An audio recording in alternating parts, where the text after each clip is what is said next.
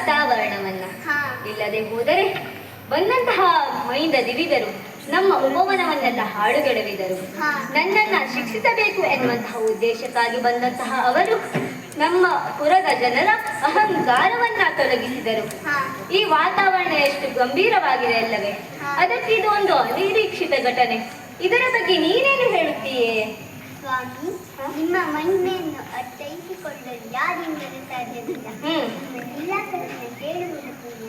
ಜೀವದಲ್ಲಿ ಜೀವೋತ್ತಮನಾಗಿ, ದೇವರಲ್ಲಿ ದೇವೋತ್ತಮನಾಗಿ, ಪುರುಷರಲ್ಲಿ ಪುರುಷೋತ್ತಮ ಎನಿಸಿಕೊಂಡಿರುವಂತಹ ನೀವು ಕಳೆದ ಯುಗದಲ್ಲಿ ನಿಮ್ಮ ಭಕ್ತರಾದ ಅವರಿಗೆ ಇದ್ದಂಥ ಭಾಷೆಯನ್ನು ಉಳಿಸಿಕೊಳ್ಳಲು ಅವರನ್ನು ಕರೆಸಿಕೊಂಡಿರಿ.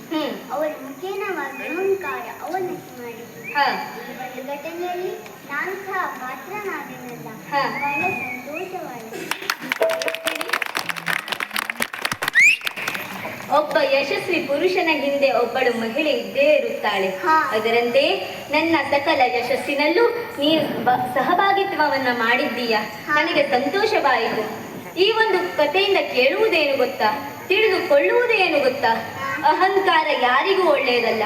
ಅಹಂಕಾರದಿಂದ ಮೆರೆದಾಡುತ್ತಿದ್ದವ ಇನ್ನೊಂದು ಕಾಲದಲ್ಲಿ ಅಗೋಗತಿಗೆ ತೆರಳುತ್ತಾನೆ. ಈ ಒಂದು ಸತ್ಯವನ್ನ ಇಡೀ ಜಗತ್ತು ತಿಳಿಯಬೇಕು.